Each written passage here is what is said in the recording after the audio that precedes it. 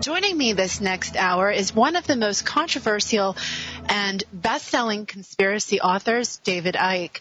Joining me all the way from the UK, he's here to talk about what's going on in the world around us right now as we enter a new paradigm, one filled with many different possibilities, and I am just so thankful that he's here. Thank you, David, for joining me.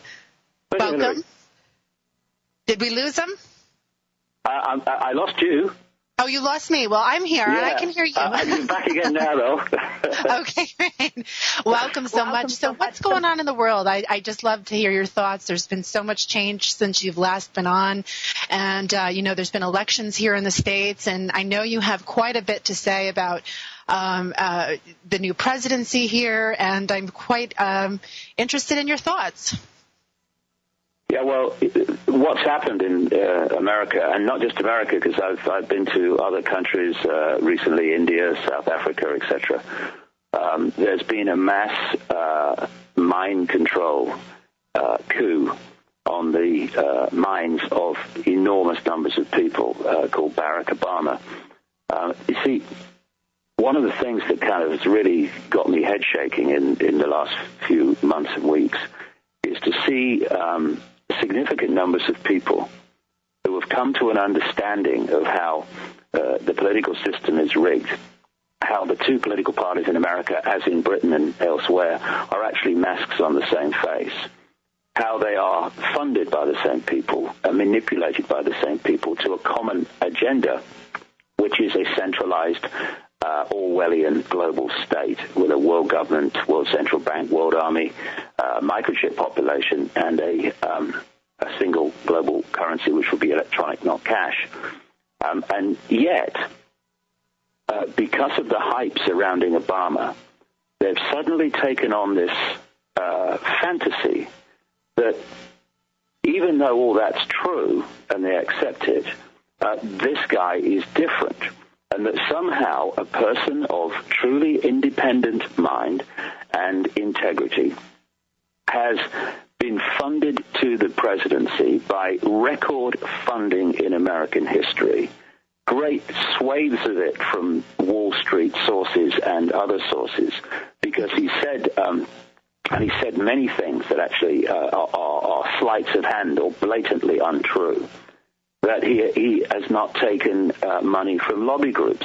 No, but he's taken vast amounts of money from law firms that represent lobby groups. So please, this is me you're talking to, Barack. And what we're looking at here is a presidential version, Hillary, of this technique that I've been talking about for goodness knows how many years, what I call problem, reaction, solution. This is the technique, for those who haven't heard me talk about it before, whereby you want to change the society, you want to change something, and you know that if you announced it openly, you get a massive anti-reaction from the public. So you don't announce it openly. First of all, you create a problem covertly, terrorist bomb, economic collapse, whatever.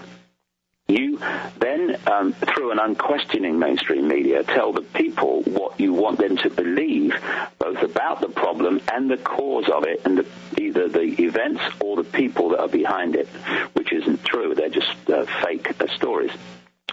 You want the people at stage two then to be frightened, to be horrified, to be angry, and you want them to say, basically, something must be done. What are they going to do about it? At which point you then offer the solution in changes in legislation and other actions that change society openly to solve the, quote, problems that you have yourself covertly created.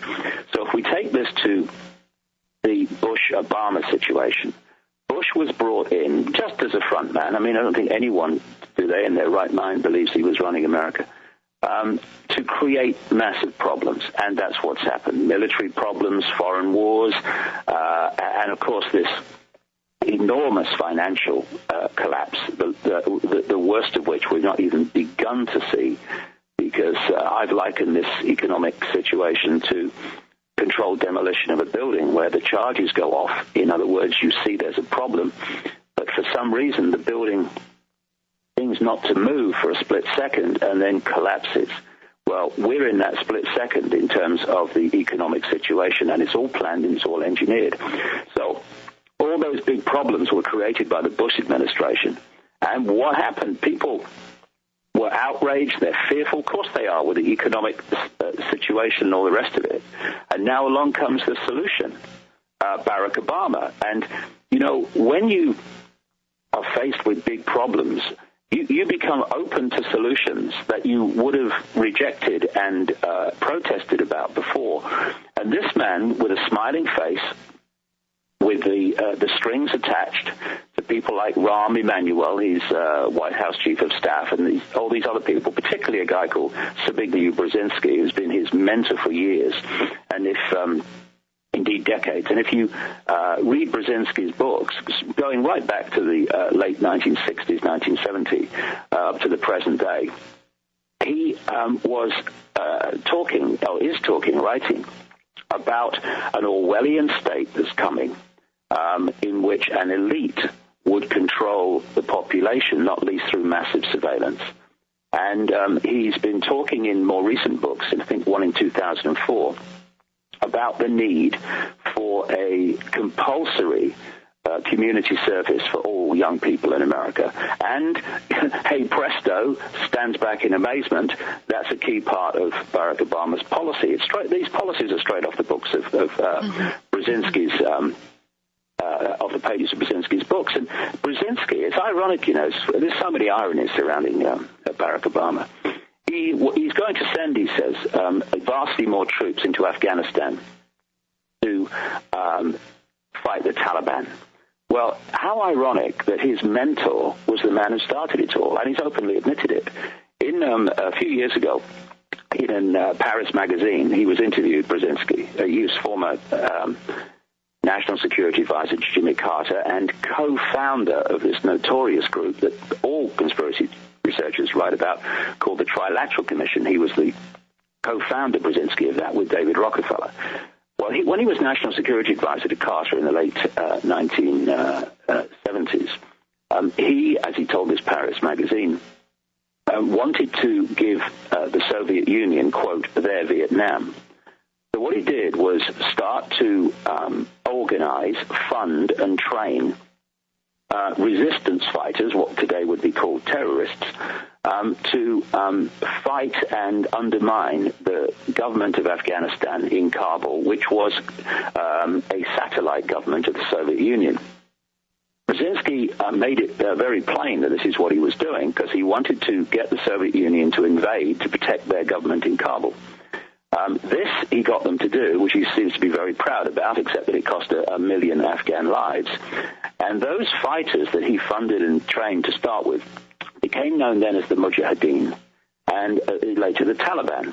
And during that Mujahideen-Taliban period, the American and British military intelligence, brought a man called Osama bin Laden out of Saudi Arabia to be the front man of the, quote, resistance to the Soviet occupation.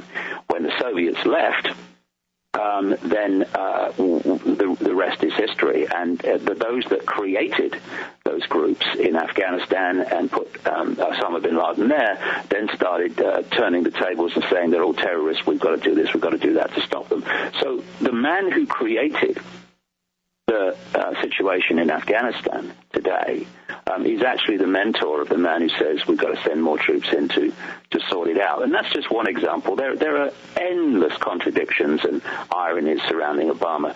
He is just another political opportunist spawned by one of the most corrupt political systems in the world in Chicago. And he has had close contact and funding and support from some deeply, deeply corrupt people there. And we're looking at a fantasy, Hillary, when we see a man who's peering over the horizon with a halo around his head, who's going to change everything. Yeah. Do you think that no matter who won, because it was always odd to me that McCain brought in Sarah Palin, which just didn't make much sense, and it just didn't fit quite with me. It just seemed like he was kind of doing that in some way to sabotage that aspect of the race. And so I was one of those kind of swept up in the whole, oh my gosh, it's going to change everything. And I found myself personally very swept up into that. And I read an article, in fact, it was on your website, about the similarities between his speeches and the uses of hypnosis, which I'm very familiar with. I'm not, certified in hypnosis, but I understand the principles of hypnosis, and the amount of similarities between the mass hypnosis techniques that are used and written right into his speeches was just eye-opening for me. So after I read that and I began to step back, I could kind of feel, the veils, the clouds kind of clear for me, and I was able to see, maybe this is, and so what it feels to me is exactly what you just talked about. And of course, when I talk about this to anybody, just even the idea slightly that, this may not be as clear-cut and hopeful as it looks, I just get all kinds of reactions. I get looked at like I have 5 heads. So what do you think is, how swept off our feet have we really been by him? I live in the States, so I see my whole country really just have been fallen to the floor and throwing, big, huge, wonderful parties that he's been elected. And it really is just a little amazing to watch the whole phenomena work. Do you think he's aware that he's been put into this position, or do you think he has good intentions of coming into this position, but the people behind the scenes are using him? No, this man's well aware. Well aware. I mean, he has a record in Chicago, a horrific record of supporting deeply corrupt people. He is a man who supported a man called Tony Rezko, a deeply, deeply corrupt man who's now in jail for fraud. And in Chicago, in Illinois, they have an organization. It's a cross-party organization called, it's known to researchers as the Illinois Combine. And they stitch up Illinois and Chicago. And Rezko was involved in that. And Barack Obama is a product of that network. And Rezko was given contracts to run public housing through his private company, and given millions and millions of dollars of public money to do so, and allowed those buildings to go into such appalling states of repair, which, ironically, poor black people in that area in Chicago were suffering enormously from, to the point where sewage was coming up through the kitchen sink. Some of them had to be pulled down. He also set up a network, Rezko, where he was so connected to those that ran Chicago and that Illinois Combine that he actually went to businesses and demanded money for them to have access to the people that gave out the contracts for the Chicago City Authority. And he's in jail for all that stuff now. Now, this is not a man who Barack Obama met on a corner once at a cocktail party. This man was fundamentally connected to him for years. There's so many of these stories surrounding him, but they've been kept quiet. He has been sold to the people so he can sell back to the people the solutions to the problems that have been coldly engineered. And he's going to be selling or promoting fundamental Orwellian changes in society as community coming together, community service, and all this stuff. You see, George Bush and Dick Cheney were so blatant warmongers, there's no way they were going to sell a draft. But this guy could do it to large numbers of people. And he's got a honeymoon period, which will probably be longer than most. And I think with the forces behind him are going to use that to push through a lot of change very quickly. This thing about change, we want change. Saying you stand for change in politics is, to borrow a phrase, the last refuge of the scoundrel. They all do it. They're doing it in Britain now. And for what reason? Because the system that these people represent has invariably, at any point, got vast numbers of people who are not happy with their status quo. They're not happy with their lives. They're not happy with what's happening in their country. So anyone who comes along and says, I stand for change, immediately there is prick up. If you go back to when Bill Clinton, another used car salesman, was running for president in the 90s, he was repeating the same mantra, I stand for change, we need change, and all the rest of it. But none of them, and most specifically Obama, have never, through that entire election campaign, specified what they mean by change, what they mean by hope, what they mean by something to believe in. And that's for a very good reason. What they did with Obama was create a blank screen, in effect, by using these vacuous, meaningless, without specific terms of hope, change, and something to believe in, so that he had not at any point to be specific about what he meant by that, because once you're specific, loads of people go, oh, if that's what you mean by that, no, don't want that. So you don't be specific. You just stay with the vacuous theme. And what that does, and did, is create a blank screen on which the people you're targeting project upon you their version, their personal version of what those words mean to them. So what that does, Hillary, in this mass manipulation of psychological manipulation, is it makes him all things to all people. And this is how they do it. And then they get in, and then you start to see the specifics, and you go, oh, hold on a minute, I didn't vote for this. Oh, yes, you did. That was the idea. And, the next 4 years, I've got a great friend in South Africa. He's a Zulu shaman called Credo Mutwa, and he saw Obama. This is a man who's as black as black gets, he's in his 80s now, and he should be welcoming what's happened, but of course he's an intelligent man, so color to him is just the color of your skin. It's the color of your character that he's interested in. And he looked at a television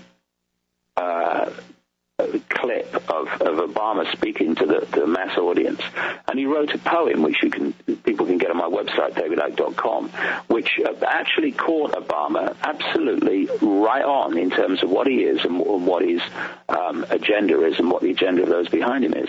And when you have a man, who says, I'm against war, we want peace, and he can sit there with his mouth shut through weeks of the most mass, horrific slaughter of the innocent in Israel and say nothing, and then say, oh, no, we one president at a time. Well, when the bombings happened in Mumbai, India, he was out of the trap as if a gun had been fired to condemn it and what had happened, but not what happened in Israel. And this man is a vacuous pawn of a deeply, deeply corrupt network, and that's going to be obvious eventually. But to those that are caught in the headlights of the oncoming car in the Obama mind operation, it's going to take some time for that to filter down and be accepted. Mm-hmm. Now, you mentioned Israel, so let's go there for a moment. What are your thoughts on what's happening in that part of the world? Oh, well, I've researched this for lots of years in great detail. Israel is not the land of the Jews. It's the land of the Rothschild dynasty. They created it. They organized the, if you like, settlement of it by Jewish people out of Europe and America. They own the government. They actually paid for the parliament building to be built with lots of Illuminati ritual imagery in it, including a pyramid and all-seeing eye that you see on the dollar bill. And they have used that as their personal fiefdom. In fact, there's an Israeli researcher called Barry Chamish, who, at the time of the last Lebanon conflict with Israel, actually talked to a Rothschild, a member of the Rothschild family, who had rejected the family's agenda, living in America now. And he said openly, he said, that my family owned Israel. And so once you realize that, and you realize the Rothschilds are a major, major force behind this network, pushing the world to a globalized fascist state, then you start to realize that all that you see on the television with regard to Israel is is not what actually is happening. When during the period of the First World War, the Palestinians in that part of the world were told by the British government that if they supported the battle to remove the Ottoman Empire, the Turks, from that land, then they would be given independence after the war. And this battle, of course, was made famous by a man called T.E. Lawrence, who became known as Lawrence of Arabia. You see him in the movie. I think Omar Sharif played him or something. That must have been an accurate portrayal then. And after the war, instead of giving them independence, the British took over the place under what was called a British Mandate from the League of Nations, the first attempt to create a United Nations we have today. And then through the 40s and up to 1948, vast numbers of Jewish people out of Europe and America started pouring into Israel, all orchestrated by the Rothschilds. And terrorist groups were set up called Irgun, the Stern Gang, Haganah. And the people running these groups later became prime ministers of Israel, and then condemned terrorism. And these terrorist groups were absolutely everything that you perceive as terrorist groups to be now, killing the innocent, bombing buildings, and all the rest of it.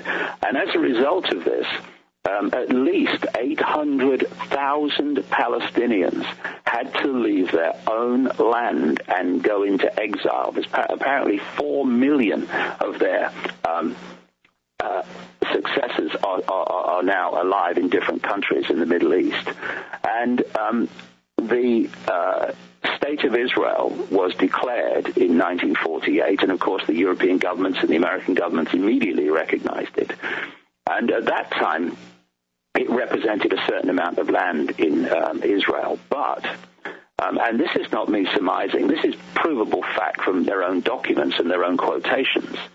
Those that were running Israel, in other words, running it on behalf of the Rothschilds, were not going to settle for what they'd got then.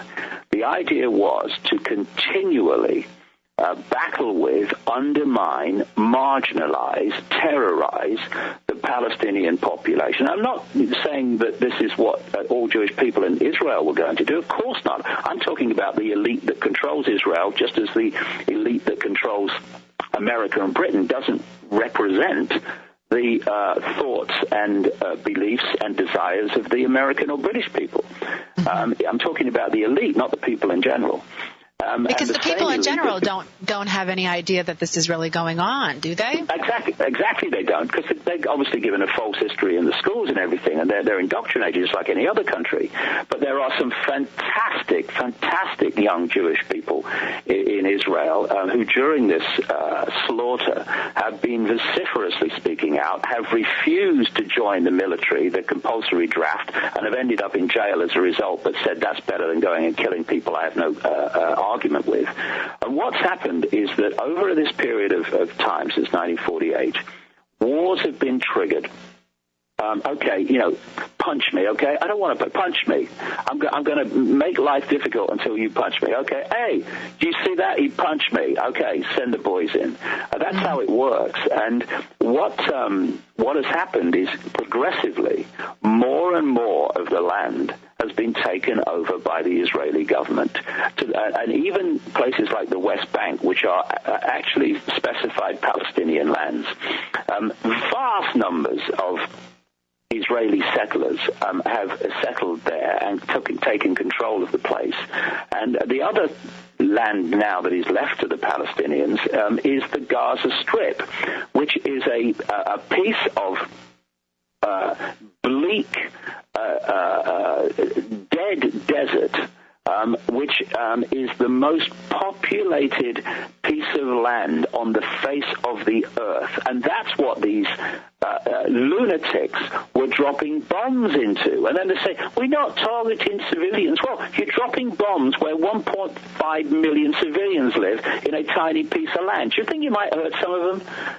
And so what we have is in Gaza is and I don't use this word lightly, it's a concentration camp for 1.5 million people, where the Israeli government control what goes in, what goes out, who goes in and who goes out. And the reason that they banned the UN representative to look after the interests of the Palestinians, the reason they banned him from going into Gaza just in December and threw him out of the country was because they knew this was coming, and they didn't want him there to report the truth. That's why they banned journalists from going in. And journalists who've gone in there since have been horrified at what they've seen. We say that what happened in Nazi Germany could not happen again. We have just watched it, and it goes on daily. The undermining of that population. And because they've been demonized, they're just Palestinians, they're all terrorists, kill them all. That's what some of the Jewish leaders have said, by the way. Direct quote. Because of that, we are witnessing genocide, literally, because that's the idea. These sick people answering to the Rothschilds, they want no Palestinians in that area. They want the Israeli government to control everything, what they call the Greater Israel, and they're moving towards it by the day. Now, David, what do we do as, ordinary common people in our everyday lives, those of us who struggle with the financial markets and worry about paying our bills and really just have to, keep our whole selves just kind of grounded in our own little worlds? Because that's really the reality for the majority of people listening, is that, with the financial circumstances going on in the world, and they need the hope because they feel like they can't get through every day. And, what do they do about something that seems so far away from them, when they seem to, has that all been, manipulated too, so that we kind of stay in our own little circles and worry about paying, the utility bills and rent? Well, that's precisely. I've seen documents, got copies of them at home, where they actually say all this. One of the lines in one of the documents is about the population. Keep them busy, busy, busy, back on the farm with the other animals. In other words, keep them so focused on survival, getting through another month, paying the bills and doing all these things, that they don't lift their head up and actually, A, see what's going on, and B, feel that they have the time to do anything about it, given that they have to survive another month. That's all part of the plan. You see, when you've got a handful of people, relatively a handful of people, that's what it is, in the full knowledge of this, trying to control the lives of more than 6 billion, two things have to happen. You have to divert the attention of the 6 billion into something, i.e. survival, so that they are focused on that and not what you're doing.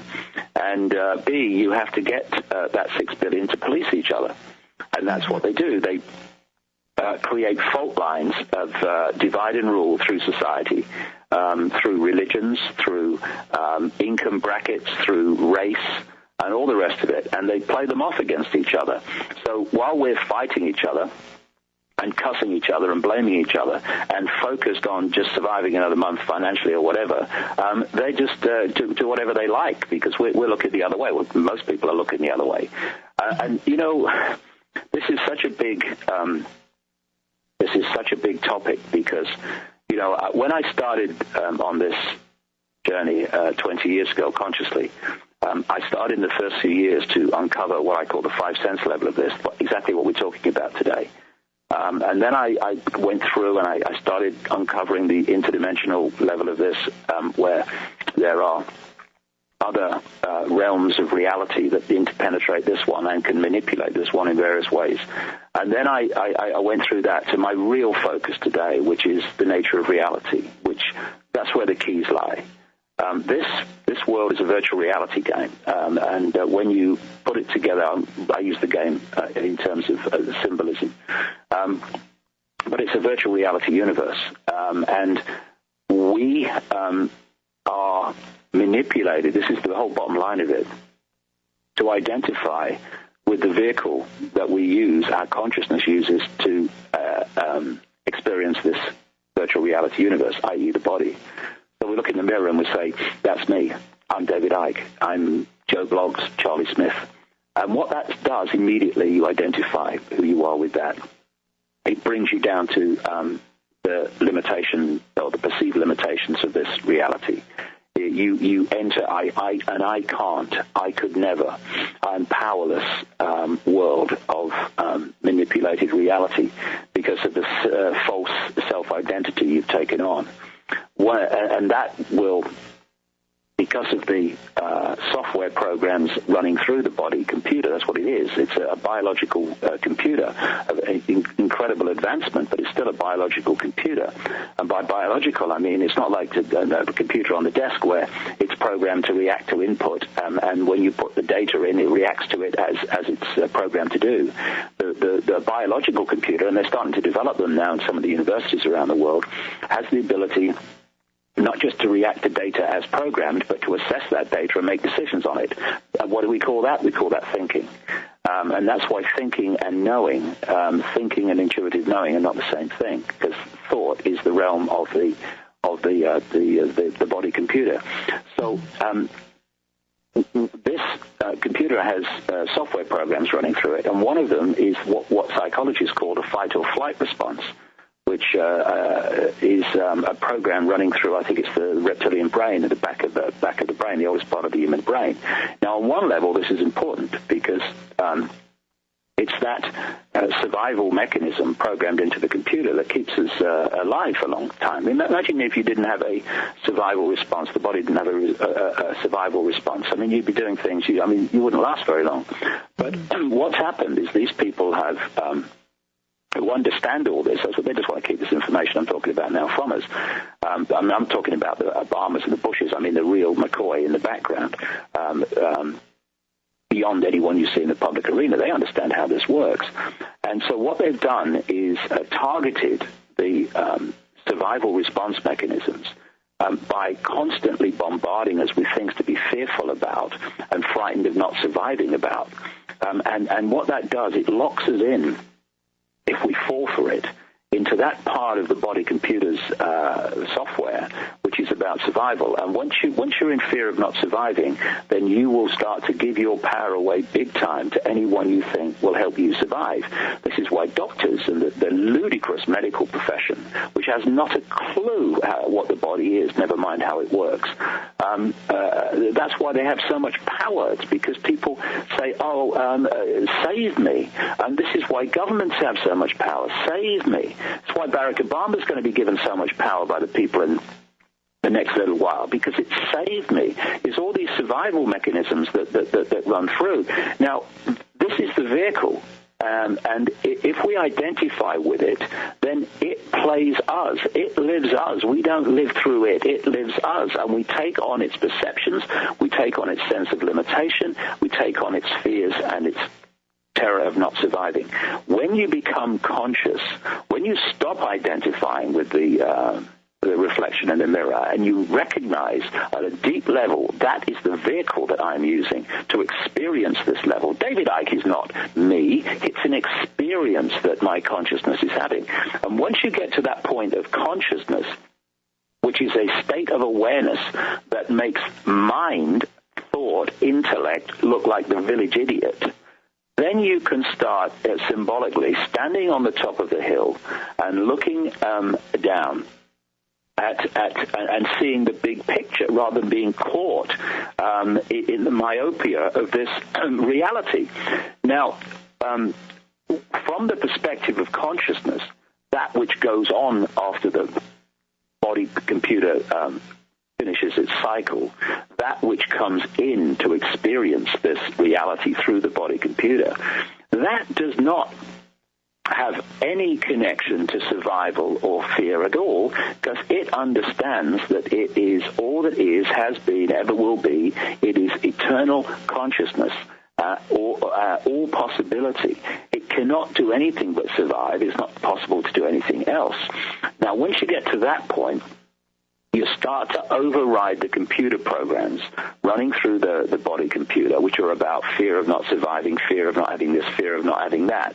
And what's kind of amazing when you do that, when you let that fear go, is that experiences that bring about that fear, they start to dissipate often because you're now overriding the program. Instead of the program playing out, thinking about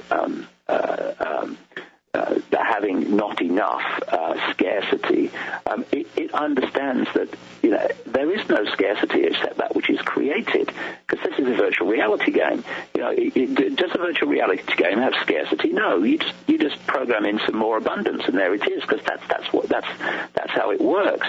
You cannot have scarcity in the infinite realm of consciousness that we experience. You can't. You can manufacture it and give the illusion of it. And what happens is they create scarcity to create fear, to create divide and rule, to create competition so that they have what they want or need by screwing and walking all over this group, instead of saying, hey, there's enough for everybody. There's no need to panic. There's no need to fight each other. There's enough for everybody. Just to share it out.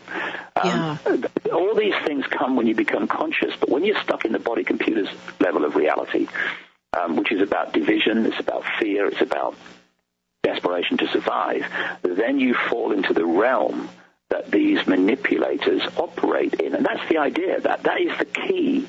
The idea is to so manipulate this reality that the experiences that we have and the programming we have when we come into this world, where our parents, not through malevolence, but through their own programming, pass their programming onto you, that it pulls you out of an awareness of consciousness that you are into the body-computer level of perception. And that's the level that they control and manipulate. So once you fall into it, you're falling into their web. When you open your mind and allow consciousness in, then you can start unraveling their web, because they themselves are also in a tiny box of awareness. David, do you think that is the healing process? I mean, do you think that it's part of each person going through their own healing process? Because don't you think that it's, in a way, our consciousness has been wounded because of this, and so therefore, pursuing, higher consciousness really means going into some kind of healing process. What do you? And I've also heard you talk about.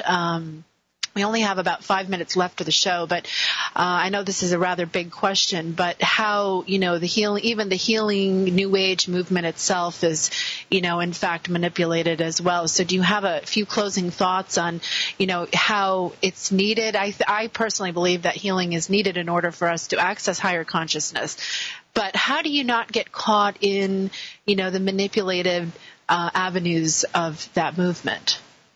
Well, you do. I look at the New Age movement, as it's called, and I don't see consciousness except in some individuals. I see mind. People talk about my mind, your mind, his mind, her mind. I don't see it like that at all after 20 years of research and the areas that my life has taken me into now. I see the mind. I see one mind, and it's a digital construct on one level to which the body computers are connected. So the New Age mind, if you like, is the same mind as the Henry Kissinger mind. It's just a different aspect and expression of it. It's still mind. And mind thinks in terms of past, present, and future, limitation, and all the rest of it. And what they've done with the New Age, I call the New Age the last cul-de-sac before the gold mine, because they have to have what I call designer manipulation for those that break out of the mass of a pack and won't buy the for everyone manipulation. So you have to find designer manipulation to stop them actually getting out of the trap. And the New Age is that. It talks about vibrations and different frequencies and different dimensions, all of which I agree with, but then it goes round and round and round and round and round. Someone I thought brilliantly described at least the extreme of the New Age as they're circling the airport in a holding pattern, refusing to land. And so we need to look at our perception perceptions? Are they based on past, present, and future? Are they based on limitation? Are they based on hierarchy? Because any hierarchical structure is mind. Consciousness doesn't do hierarchy. By the way, consciousness doesn't get wounded. Consciousness is all it is, has it ever been, ever will be. It is all possibility. You don't wound all possibility. What you wound is the mind. The mind aspect. And we have to have, all of us, we have to be in mind to a certain extent. Otherwise we can't be here. We come in and interact with this reality on the mind level, through the brain, through the left brain, to what we call the intellect. The question is not, are we in mind to a point? We all are. We have to be. How much does mind dominate our perception, and how much does consciousness on the top of the hill dominate our perception? And with a vast number of humans, because of the manipulation and the constant underpinning of it daily, minute by minute, most people are stuck in mind, not consciousness. And the awakening is to awaken to consciousness. And this is why we talk about opening your mind. Yes. Yeah. Opening your mind to allow consciousness in, and then your perceptions change and your life changes. And you know instinctively, without anyone telling you, what you need to do to make a contribution to what's happening now. I think that's really brilliant, and I thank you for, coming on again. It's been a pleasure having you back to talk about some of the issues that we're all facing on some level. And in closing the show today, in closing thoughts, what do you have going on currently? Are you coming out with any new books? Are you having any? Where are you? What's going on with you? Well, yeah, actually, I'm working on a new book now, which is all about this last stuff, the nature of reality, going into it in great detail. I mean, it's really pushing the cutting edge forward when it comes out, because of what I'm coming across now. But I'm talking in Los Angeles at I think it's the Life Consciousness, Conscious Life conference and exhibition in Los Angeles over the weekend of the 14th to the 16th. On the 16th, which is the Monday, I'm doing my mega 7-hour talk from 4 till 11, and I'll be connecting the dots across the great swathe of subjects we've been talking about, and many more, especially the nature of reality, because that's where the key lies, to open the door to remember. That's all it is, remember who we really are. Yeah, that's the Conscious Life Expo in LAX Hilton in Los Angeles. And if you would like more information about that expo, there's a link on my website. I will also be in Los Angeles at the same time at the same expo. So I hope to see your grand 7-hour talk. I have seen it before, and it's something not to miss. David, thank you so much for joining me. It's moved on since you last saw it. It moves on all the time. Mount Shasta.